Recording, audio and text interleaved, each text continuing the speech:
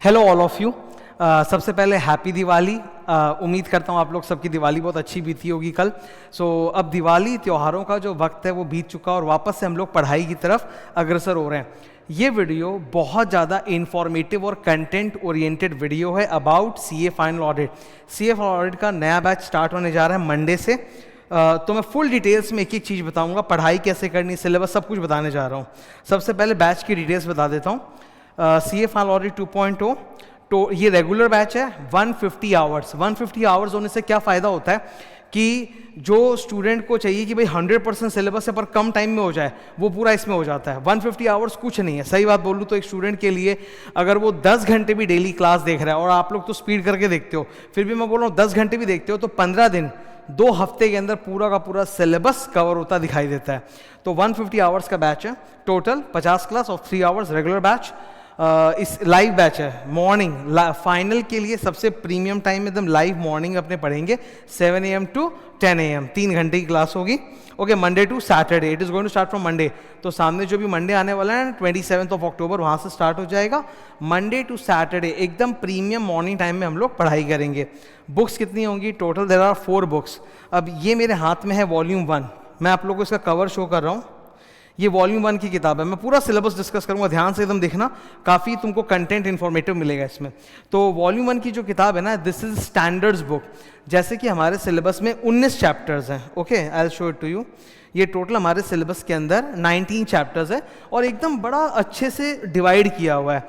First 11 chapters जो होते हैं ना, वो स्टैंडर्ड्स के ऊपर है, जिसके ऊपर ये किताब बेस्ड है, स्टैंडर्ड्स बुक। ठीक है, और जो नेक्स्ट चैप्टर्स हैं 12 से लेके 19, वो टिपिकल फाइनल ऑडिट वाले चैप्टर्स होते हैं जो हमेशा से फाइनल के करिकुलम में थे। हाँ, उसमें 2 चैप्टर नए ऐड हुए हैं, डिजिटल ऑडिट, ESG ऑडिट, पर बाकी वो पुराना फाइनल ऑडिट वाला चैप्टर्स है। तो एक तरफ है स्टैंडर्ड्स और दूसरी तरफ है चैप्टर्स। तो मैंने पूरे सिलेबस को ऐसे ही डिवाइड किया 2 हिस्सों में। स्टैंडर्ड्स वाली जो किताब है वो 190 पेजेस की है, जो ये रही मेरे सामने, और चैप्टर्स वाली जो किताब है वो 192 पेजेस की है। अब एक बार दिखाता हूँ, दिस इज़ द बुक जो अभी मैं आप लोगों को यहाँ शो कर रहा हूँ ना, वही है ये। ओके, नाउ मैं कंटेंट्स भी डिस्कस करूँगा, पर उसके पहले स्टैंडर्ड्स वाली बुक के ऊपर ही, वॉल्यूम 1 के ऊपर ही, there is a question bank 1, जिस क्वेश्चन बैंक के अंदर full descriptive questions, multi choice questions, सब कुछ रहने वाला है।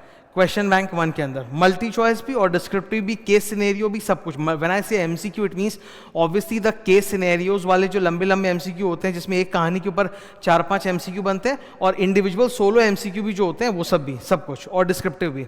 वैसे वॉल्यूम 2 और उसके ऊपर क्वेश्चन बैंक 2। ठीक है, वॉल्यूम 1 तो प्रिंट होकर आ चुका है, volume 2 will come next week. Question bank 1 और 2 भी आएगा, उसमें भी टाइम लगेगा। I am working on it. पिछले कुछ महीनों से सिर्फ फाइनल ऑडिट की बुक्स में बहुत एफर्ट जा रहा है। अच्छा, कई स्टूडेंट्स का डाउट रहता है, सर आपने इतने सारे कंटेंट को कम कैसे किया? मैं अभी कई स्टूडेंट्स को ऑलरेडी वॉल्यूम 1 की किताब मिल भी चुकी होगी, वो लोग पढ़ना भी देखना चालू कर दिए होंगे। तुम किताब को पूरा ICA के मैथ से मैच करा सकते हो, every topic you will find. तो छोटा कैसे हुआ है? बहुत मेहनत लगी है। जैसे अगर तुम कोई किताब को, मतलब ICA की एक पैराग्राफ को उठाते हो, तुम पढ़ते हो कि इतना मोटा पैराग्राफ लिखा हुआ है, तो उसके सारे कीवर्ड्स को रखना है, पर सेंटेंस की लेंथ को कम करना है। तो एक एक लाइन को पकड़ पकड़ के मैंने उस पर काम किया है। ठीक है, पूरा एक एक लाइन को देखो। ये कोई AI वाला काम नहीं है। AI वाले में बहुत बड़ी गड़बड़ हो जाएगी कि वो लोग सारा, वो तो समझते नहीं कि एग्जामिनर को क्या चाहिए, वो तो पूरा कीवर्ड उड़ा देता है। यहाँ पर आई एम द AI, मैंने वो काम किया है। एक एक लाइन को पकड़ा है, सारे कीवर्ड्स वगैरह सब रखे हैं, और ग्रामर को कम करके साइज को कम किया है। तो एक एक लाइन पे काम करना पड़ा है, तब जाके the size got reduced, but it contains 100% coverage. जरा सा भी कवरेज में, टॉपिक में कोई कॉम्प्रोमाइज नहीं है, वो सब कुछ इसमें शामिल है। ओके, तो batch is going to start from 27 October and it will 50 classes है, मंडे टू सैटरडे। तो ये 20 दिसंबर के आसपास खत्म हो जाएगा। मुझसे बहुत सारे जनवरी के स्टूडेंट्स भी बोले, सर हम भी ये करना चाहते, कर ले क्या? बिल्कुल कर सकते हो, बिल्कुल। सेल्फ स्टडी में तुम जितना टाइम वेस्ट करोगे और आधा पर्दा पढ़ोगे, नहीं पढ़ोगे, उससे फार बेटर है एक बार पढ़ो, बढ़िया से पढ़ो, जबरदस्त तरीके से कॉन्फिडेंस के साथ पढ़ो। ठीक है, वो फार बेटर है। और मैं बोल रहा हूँ कि 15 दिन से ऊपर तो तुमको लगे नहीं क्लास करने में। अगर टोटल टाइम अपने देखें 150 आवर्स तो बहुत ज़्यादा नहीं होता है। तो if you want to do it, yes you can do it. Batch around 20 दिसंबर के आसपास कंप्लीट होगा। तो ये तो बैच की डिटेल्स हैं। अब मैं कंटेंट आपके साथ डिस्कस करने जा रहा हूँ। ठीक है, ये तो मैंने डिटेल एक ओवरऑल कंटेंट बनाया था, अब मैं डिटेल कंटेंट दिखा रहा हूँ। सबसे पहले ये वॉल्यूम 1 वाली किताब, ओके, ये बुक्स आर ऑल कलरफुल, ये दिखा रहा हूँ, ठीक है। ये पहले यहाँ पे कंटेंट्स को देखो, टोटल 11 चैप्टर्स है वॉल्यूम 1 में जो स्टैंडर्ड्स के ऊपर है। सबसे ज़रूरी आज आप देखोगे कि फाइनल के जो स्टूडेंट्स होते हैं ना, उनको कंटेंट में चैप्टर का नाम भी ढंग से याद नहीं है। चैप्टर का नाम नंबर क्या है, उनको बोलो चैप्टर 8 क्या है, पता नहीं, मुझे देखना पड़ेगा, ऐसी हालत है। ये अलाउड नहीं है। अगर आपको सिलेबस भी याद नहीं है तब आप बारीक लेवल पे तो कभी पढ़ नहीं पाओगे, ना याद कर पाओगे, ना एग्जाम में लिखोगे। तो वो हर बार वो तुक्के वाली सफलता होगी कि तुक्का लगा के आएंगे एग्जाम में, 40 आया तो आया, नहीं आया, ऐसा हालत है। तो सबसे पहला है याद करना चाहिए। याद करने के लिए सबसे ज़रूरी है नाम को छोटा करो। तो मैंने तुम्हारे सामने एकदम छोटे छोटे, देखो 2-2 वर्ड्स के चैप्टर के नाम है। चैप्टर 1 क्या है, quality control, simple quality control, इतना लंबा क्यों बोलूँ, quality control. Chapter 2 audit planning, audit principles. 3rd audit planning. 4th risk and control, इसमें मटेरियलिटी भी शामिल है। इस तरह से ये चैप्टर्स चलते जा रहे हैं, ओके।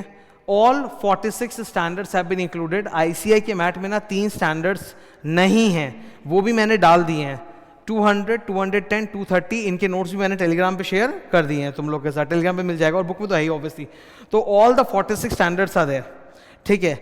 हर चैप्टर में कितने कितने स्टैंडर्ड्स है, ये रहा पूरा नाम का लिस्ट, वो नंबर ऑफ स्टैंडर्ड्स, एंड कुल मिला के यू हैव गॉट 46 स्टैंडर्ड्स। इस बुक में ये जो 11 चैप्टर्स हैं, इनका वेटेज कितना है, पेपर 120 मार्क का सेट होता है, पेपर 120 मार्क का सेट होता है। तो आप समझ लो 50 to 65 मार्क्स इसी बुक से आने वाला है, वॉल्यूम 1 से, ठीक है। ये देखो 50 to 65 marks out of 120 marks, and total 46 standards, 190 pages. अब इसको हम लोगों ने डिवाइड किया 3 कैटेगरी में, ABC एनालिसिस। ये ABC एनालिसिस क्यों जरूरी है, तुम लोग नोटिस करो, यहाँ पर लिखा हुआ A, फिर ये B कैटेगरी चल रहा है, फिर ये C, फिर वापस से A। ये ABC एनालिसिस क्यों ज़रूरी है, पढ़ाई करते तो ज़रूरी नहीं है, एग्जाम टाइम में ज़रूरी हो जाता है। जब एक स्टूडेंट बोलता है कि मेरे पास एक लिमिटेड टाइम है और मैं रिवाइज अच्छे से करना चाहता हूँ, तो I want to put my time, my budgeted man hours first into A category, then B category, then C category. A category का मतलब है पेजेस कम है, वेटेज एग्जाम में ज़्यादा है। B कैटेगरी मतलब पेजेस थोड़े ज़्यादा हैं और वेटेज भी ज़्यादा है। C कैटेगरी मतलब पेजेस बहुत ज़्यादा है और वेटेज रिलेटिवली कम है। तो इसलिए ये टाइम एलोकेशन में काम आता है जब एकदम एंड मोमेंट आ जाता है। जैसे अगर किसी का एग्ज़ाम जनवरी में, मई में या सितंबर में, तो अब एग्ज़ाम के जस्ट पहले वाले महीने में जब वो रिवीजन कर रहा है या एग्ज़ाम के दिन रिवीजन कर रहा है, तब ABC एनालिसिस इंपॉर्टेंट होता है। तो उस लिहाज से मैंने चैप्टर्स को A, B और C कैटेगरी में डिवाइड किया। अब तुम लोग ज़रा नोटिस करना, A कैटेगरी के जो चैप्टर्स हैं अपने, टोटल 103 पेजेस हैं और एग्जाम में वेटेज है 25 से 35 मार्क तक का वेटेज है आउट ऑफ 120 मार्क्स, ठीक है। तो वेटेज बहुत ज़्यादा है। B कैटेगरी 65 पेजेस है और एग्जाम में उसका वेटेज है 20 से 25 मार्क। अब ये लोअर साइड भी जा सकता है, अपर साइड भी जा सकता है। C कैटेगरी 22 पेज है, वेटेज है 5 से 15 मार्क, इस तरह से। तो इस तरह से कैटेगराइज किया गया है। All 46 standards are included and total करेंगे। मतलब क्या होगा, when you study, when we discuss in class, कुछ भी ऐसा नहीं होगा कि जो आईसीआई की पुस्तक में भाई और हमारा टॉपिक छूट गया, ऐसा होने वाला नहीं है। Everything will be done. फिर मैंने समझाने के लिए कुछ कॉन्सेप्ट मटेरियल और रेफरेंसेस अपेंडिक्स में डाले हैं। दोनों किताबों में अपेंडिक्स है अलग अलग टाइप के। जैसे ये स्टैंडर्ड्स वाली किताब है तो यहाँ पे ऑडिट कंसेप्ट्स और स्टैंडर्ड्स वाले अपेंडिक्स मिलेंगे। ये फंडामेंटल्स ऑफ ऑडिट में क्या क्या है, ये रेड कलर में तुम लोगों को लिखा हुआ दिख रहा होगा। रेगुलर रेफरेंसर, मतलब जो मंत्रास होते हैं स्टैंडर्ड्स के। Popular short forms used in audit. Audit में हम लोग बोलते नहीं, ROMM, risk of material misstatement, MMS, material misstatement, वो सब सारे शॉर्ट फॉर्म्स। एंड स्टैंडर्ड्स, एक स्टूडेंट को ना सारे के सारे 46 स्टैंडर्ड्स का नाम भी एक झटके में याद रहना बहुत जरूरी है कि हमको 46 स्टैंडर्ड्स का नाम आता है। तो उन नामों को भी आप छोटा करके याद कर सकते हो, आपको पूरा लंबा लंबा नाम याद करने की जरूरत नहीं है। तो शॉर्ट एंड ईजी नेम्स का भी अपेंडिक्स बनाया हुआ है। Okay, this was volume 1। अब एक बार वॉल्यूम 2 भी देख लो, वो भी जरूरी है, कंप्लीट पिक्चर समझ में आ जाएगा। यह है वॉल्यूम 2 का कंटेंट्स। ओके, चैप्टर नंबर 12 से लेकर 19, यहाँ भी ऑब्वियसली वो ABC कैटेगरी बनाए हुए चैप्टर्स के नाम। अब देखो तुम्हारे आंखों के सामने, तुम नोटिस करो यहाँ स्टैंडर्ड्स नहीं है। फुल नेम कितना लंबा है ये देख रहे हो, digital auditing and assurance. Short में बोलो यार, डिजिटल ऑडिट, आराम से याद हो जाएगा कि हाँ हमारे सिलेबस में चैप्टर 12 क्या है, डिजिटल ऑडिट। 13 छोटा ही नाम है, group audit. 14 special features of bank audit and non banking financial companies. इतना क्या बोलना पड़ा है, just say bank audit, NBFC audit, PSU audit, इस तरह से एकदम छोटे छोटे सिंपल नाम से। अब वेटेज, ये वेटेज जो आप देख रहे हो ये आईसीए का बनाया हुआ वेटेज है। उन्होंने बोला हमारे जो दो नए चैप्टर हैं, एक है डिजिटल ऑडिट और दूसरा है environment social and governance assurance, इन दोनों से तो पक्का वो लोग बोल रहे हैं कि हम लोग 4 to 7 मार्क का सेट करेंगे। बाकी जो बीच के चैप्टर्स है इनका कुल मिला के उन्होंने वेटेज दिया 20 to 29%, ठीक है, जो मार्क्स में करोगे कन्वर्ट तो ज़्यादा ही आएगा। और पी एथिक्स सबको पता है, वो अकेला ही बोलता है 20 to 29% है। अगर आईसीआई ने पी एथिक्स को इतना वेटेज दिया तो जाहिर सी बात है क्वेश्चन भी लोग इन डेप्थ पूछेंगे। ऐसा तो है नहीं कि हमारे पास जो 2 शेड्यूल हैं जिसमें 35 मिसकंडक्ट है, पहले 34 था, अभी अमेंडमेंट होकर ऐड हो गया 35 मिसकंडक्ट, तो वही बस पढ़ के चले जाएंगे तो होगा, ऐसा तो होने वाला है नहीं। There is lot of content that has to be prepared for scoring high in P ethics. अब ये टोटल कितने पेजेस का है सर? दिस मैटर्स 192 पेजेस, और इसका जो वेटेज एग्जाम में वो 50 to 70 मार्क्स है, मतलब 120 मार्क का पेपर सेट होता है, तो उसमें आप समझ लो 50 से 70 मार्क इस पोर्शन से, वॉल्यूम 2 से, चैप्टर्स से, ठीक है। इनमें भी अगेन ABC कैटेगरी है, रेस्पेक्टिव मार्क्स और पेजेस दिए हुए हैं। अब यहाँ पर कुछ कुछ रेफरेंस मटेरियल अपेंडिक्स भी है, ये सब रेफरेंस मटेरियल है। जैसे फॉर एग्जांपल एक स्टूडेंट चाहता है कि सर पी एथिक्स ना मेरे को सारे के सारे वो 35 मिसकंडक्ट 2 शेड्यूल जो होते हैं मिला के वो समरी देखना है फट से, तो भाई ये रहा पीछे में समरी है, मैं ले जाके दिखा दूंगा एक बार अभी समरी, तो वो रेफरेंस में बड़ा काम आता है, ठीक है। ये सब रेफरेंस मटेरियल है, रेफरेंस केसेस है, I will show it to you, ठीक है, वो उसमें भी जाएंगे। अच्छा, मैं ऐसे तो क्लास में तो बताऊंगा ही, पर आज भी बता रहा हूँ बिकॉज आज की क्लास बहुत इंफॉर्मेटिव है। तो एक स्टूडेंट को फाइनल एक ऐसा पड़ाव होता है ना जिसको क्लियर करना महा जरूरी है। तुमने लाइफ में सब कुछ झेल लिया, सीए के कोर्स में जितना भी झेलने लायक होता है वो सब झेला जा चुका है, foundation, inter, articleship, this that, only thing pending is final. Final clear होते यू गेट अ डिग्री, और तुम्हारी पढ़ाई से तो बोलते हैं ना जी छूट गया मेरा, अब पढ़ाई हो गया, अब मुझे काम करना है, पैसा कमाना है, परिवार को देखना है, वो सब। तो एक लाइफ स्टार्ट होती है, लाइफ की जो सेकेंड जर्नी है। तो फाइनल को एकदम अगर रगड़ के एक झटके में निकालना है, don't think about first of all number of attempts कि मेरा सर 4 अटेम्प्ट हो गया, मेरा 6 अटेम्प्ट हो गया, अरे फाइनल में आ गए हो, अब अटेम्प्ट्स गिन के फायदा नहीं है, अब जस्ट क्लियर करो, जो होना है वो होके रहेगा, करो ना, खत्म तो करो, एक लेवल मूव करना जरूरी है, you have to outgrow yourself. तो फाइनल में मैं बोलूँगा 5 चीज़ों को हमेशा याद रखना चाहिए सब स्टूडेंट्स को। नंबर 1, मोबाइल अपने यूज़ करें पर रेस्ट्रिक्टेड वे में यूज़ करें। अब रेस्ट्रिक्शन किस वे में लाना है वो आप सोचो। जैसे मैं अपनी बात अगर करूं तो मैं रात को जब सोता हूं तो मैं क्या है, मोबाइल को स्विच ऑफ मार के अलग रख देता हूं, क्योंकि मोबाइल के साथ रात में सोना इज़ वेरी वेरी डेंजरस। नींद लेट होगी, सब कुछ पता है नींद से चालू होता है। एक बहुत बड़े मतलब स्पीकर है, मुझे नाम याद नहीं आ रहा, बहुत अभी वो ट्रेंड कर रहे हैं, फॉरेन नाम है तो अजीब सा है, मुझे आ नहीं रहा। उनसे पूछा गया कि कोई एक हैबिट ऐसी बताओ जो आपके सारे बाकी गुड, मतलब ऐसे तो there are lot of good habits we should have, but एक हैबिट जो एकदम कंपल्सरी, तो उन्होंने बोला sleep at the right time. बाकी सब उसी से स्टार्ट होता है, और मैं मानता हूँ इसको। सोने में अगर तुम 2 घंटा लेट कर दो ना, तुम 10 के बजे 12 बजे सो, पूरा दिन अगले दिन सत्यानाश जाता है, माइंड लो लेवल पे आ जाता है। और हम लोगों का तो काम ही माइंड का है यार, हम लोग को बाहर जाके कोई फिजिकल लेबर तो करना नहीं, इट्स ऑल माइंड गेम। तो सोना राइट टाइम पे जरूरी है, उसके लिए मोबाइल पे रिस्ट्रिक्शन लाओ, जैसे भी लाना लाओ, स्विच ऑफ करो, झटको उसमें मतलब हिचको नहीं, ठीक है। Proper sleep, infinite revision. अब जैसे स्टूडेंट बोलते हैं सर कितनी बार रिवाइज करूं, इसका कोई फॉर्मूला नहीं है यार। कोई चैप्टर होता है ना वो एक ही बार में हो जाता है, कोई चैप्टर में 10 बार रिवीजन करने पड़ते हैं, तो कोई फॉर्मूला नहीं है। मेरा सिंपल है, इनफाइनाइट, करते रहो करते रहो करते रहो, गिनो मत, बस डू रिवीजन। और अभी रिवीजन करना बहुत आसान है। एक तरीका है पैसिव रिवीजन, मैराथन देख लिया, ठीक है, ये तो पैसिव रिवीजन है। एक्टिव रिवीजन जिसको बोलते हैं अच्छा वाला, वो यहाँ से होता है, बुक से। क्या आपने बुक अपनी पढ़ी हुई है, मार्क किया हुआ है, क्वेश्चन है, वो पढ़ो, वो एकदम जबरदस्त रिवीजन होता है। Do infinite revision.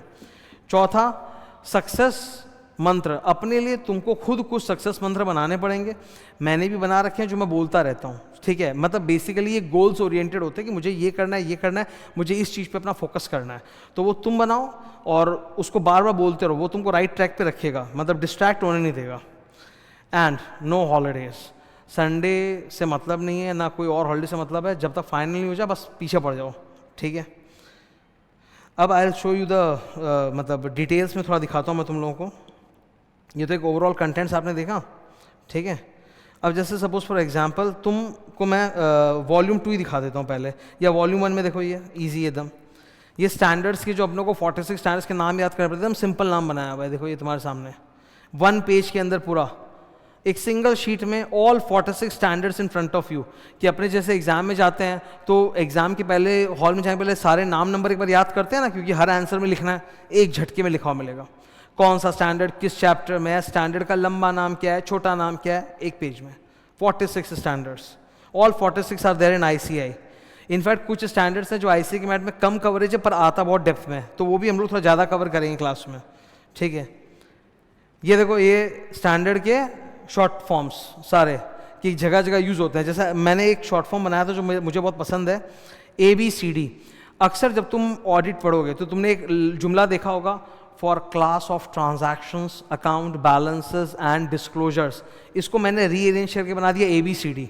AB account balances मतलब balance sheet items, class of transaction C से क्लास ऑफ ट्रांजैक्शन मतलब PL आइटम्स, और D से डिस्क्लोजर्स। तो ABCD यानी कि फाइनेंशियल स्टेटमेंट के जो आइटम्स हैं वो 3 प्रकार के होते हैं, account balance, class of transaction, disclosure. तो ये बहुत इजी हो जाता है बोलना, और फिर एग्जाम में तो हम लोग पूरा ही लिख के आएंगे। एग्जाम में क्यों ABCD लिखेंगे, वो तो पूरा लिखेंगे। ACPD ये MMS को लेके है। मिस स्टेटमेंट 4 चीज़ों में हो सकते हैं, अमाउंट ये तो सबको पता है कि सर अमाउंट गलत लिख दिया, पर और भी होते हैं। ACPD ये ऐसे 450 में दिया है। क्लासिफिकेशन, सोचो आप जरा, आपने रेवेन्यू एक्सपेंडिचर को कैपेक्स बना दिया या कैपेक्स को revenue, that's again a wrong classification, miss statement. Presentation में मिस स्टेटमेंट गड़बड़ हो सकता है। आपको प्रेजेंटेशन करना पड़ता है as per financial reporting framework which is Ind AS और शेड्यूल 3, पर आपने वैसे प्रेजेंट नहीं करके दूसरे सेल में किया तो वो MMS है। डिस्क्लोजर, एक इंपॉर्टेंट डिस्क्लोजर जो आपको देना चाहिए था आपने ओमिट कर दिया, that's again a miss statement, तो ACPD। AO तो सबको पता है, adverse opinion, audit procedure, analytical procedure, ये सब तो ठीक है, और भी इसमें अच्छे अच्छे हैं। फिर कुछ एक महामंत्र है जो मैंने बनाया था जो बहुत ज़बरदस्त है स्टैंडर्ड्स में, ठीक है। ये मैंने ऑडिट महामंत्रा से कुछ बनाए हैं जो बहुत ज़बरदस्त हेल्प करते हैं। अक्सर हमारे सामने सवाल आता है कि ये हो गया वो हो गया, तो बताओ एज एन ऑडिटर आप क्या करोगे, हम ये करेंगे। नंबर 1 फॉर एग्जांपल, अगर ऑडिट प्रोसीजर फेल हो गया तो आप क्या करोगे, सीधा मॉडिफाइड ओपिनियन दोगे कि कुछ ऑल्टरनेट प्रोसीजर लगाओगे, ऑल्टरनेट, तो आंसर क्या उधर, परफॉर्म आपका मतलब ऑल्टरनेटिव ऑडिट प्रोसीजर्स। सेकंड, अगर रॉमम बढ़ गया, risk of material miss statement बढ़ गया, तो आप क्या करोगे, सर मैं फैप ज़्यादा करूंगा, I will do more FAP, FAP का full form further audit procedures. फिर अगर इंटरनल कंट्रोल रिलायबल नहीं है तब मुझे सब्सटैंटिव प्रोसीजर ज़्यादा करना पड़ेगा, मतलब वाउचिंग, टेस्टिंग, एनालिटिकल, वो सब ज़्यादा करना पड़ेगा। तो इस तरह के महामंत्र बनाए हुए हैं, ये सब रेफरेंस है कंसेप्ट के लिए। अब वॉल्यूम 2 में शो करता हूँ। बायस नहीं होना है, बायस नहीं होना है। बायसनेस का मतलब क्या है, अक्सर स्टूडेंट अपने लिए एक स्ट्रक्चर बना लेता है कि मुझे वॉल्यूम 1 पसंद है, मुझे वॉल्यूम 2 पसंद है, मुझे स्टैंडर्ड ज़्यादा अच्छे लगते हैं या मुझे चैप्टर। बायस नहीं होना है, ऑब्जेक्टिवली दोनों अच्छे से करना है, वॉल्यूम 1 भी और वॉल्यूम 2 भी। अपने लिए चैप्टर्स भी उतने इंपॉर्टेंट है, स्टैंडर्ड्स भी उतने इंपॉर्टेंट है। ये देखो, जैसे ये समरी है रेफरेंस के लिए पी एथिक्स की, सारे शेड्यूल से एक साथ मैंने 35 मिसकंडक्ट्स जो होते हैं हर एक को एक टाइटल दिया है, जिससे पूरा क्लॉज नहीं बोल के एक बार मैं टाइटल बोल के याद कर लूँ। जैसे क्लॉज 1, ये देखो, first schedule part 1 for CA in practice, clause 1 क्या है, क्लॉज 1 सरोगेट प्रैक्टिस। ये मैंने एक टाइटल दे दिया, ये आपको ICAI किताब में लिखा हो कहीं नहीं मिलेगा, ये मैंने एक नाम दिया। सरोगेट प्रैक्टिस का मतलब क्या है, जैसे पहला क्लॉज पढ़ो क्या है, if a chartered accountant in practice allows any other person who is not a chartered accountant in practice और इज नॉट अ पार्टनर और एम्प्लॉय ऑफ मी, और उसको मैं अलाउ कर रहा हूँ कि वो मेरे नाम पे प्रैक्टिस करे, then I am guilty of professional misconduct under clause 1। So इसको मैंने एक नाम दिया सरोगेट प्रैक्टिस, की मतलब how can I allow somebody to practice in my name surrogately. तो एक टाइटल दे दिया, उसे याद करना कितना आसान हो जाता है। और मैं बोल रहा हूँ कि क्लॉजेस में ना अपने को अंदर की भाषा जो है ना ऐसे चार्ट के याद करने का कोई सेंस नहीं है, बात को याद करो, अपने लैंग्वेज में लिखो। बिकॉज क्लॉज पे अगर आप सोचते हो कि मैं खाली एक क्वेश्चन में ये क्लॉज का नंबर और ये लैंग्वेज छाप के आ जाऊंगा तो मुझे बहुत नंबर मिल जाएंगे, ऐसा होने वाला नहीं है, ठीक है। वहां पे जो बंदे पेपर चेक कर रहे हैं they are very smart, entire India is smart, all your peers जिनके साथ बैठ के आप एग्जाम देने जा रहे हो, जो 80-90 हज़ार बच्चे एक अटेम्प्ट में बैठते हैं ना फाइनल में, वो सबके सभी स्मार्ट हैं, ठीक है। और फाइनल में हम आपको बता देता हूं, आपको एक से एक धुरंधर स्टूडेंट्स मिलेंगे जिनका कई अटेम्प्ट्स भी हो चुका होगा, तो उनको ये सारे ट्रिक्स एंड हैक्स पता है, इनके नंबर मिलने वाले नहीं है। आपको क्लॉज सिंपल मैं बता रहा हूं, कोई जरूरत नहीं तोता करने का, क्लॉज को समझो और एग्जाम में अपनी भाषा में लिख के आओ, बल्कि क्लॉजेस का जो एक्सप्लेनेशन होता है that matters more in final level, okay. तो clause 1 surrogate practice. Clause 2 profit sharing with a non CA। अब अंदर में तो ऑब्वियसली सीए के कुछ एक्सेप्शंस होते हैं, जैसे प्रोफेशनल सर्टन प्रोफेशनल बॉडीज और certain persons having prescribed qualifications और a partner of a CA और अ डिसीज्ड पार्टनर का फैमिली या लीगल रिप्रेजेंटेटिव और अ रिटायर्ड पार्टनर उनके साथ शेयरिंग करते हैं, वो सब एक्सेप्शंस में लिखा हुआ है अंदर। पर मोटा मोटी टाइटल क्या है, sharing of profit with non CA, ये अलाउड नहीं है। इस तरह से समरी चार्ट है। द टोटल 35, पहले 34 था, अभी 35 हो गया, ठीक है।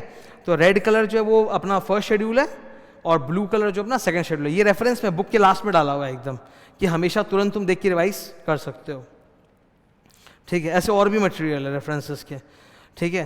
तो this is the entire thing details. ये नया बैच चालू होने जा रहा है मंडे से, लाइव एकदम होने वाला है मंडे 7 to 10।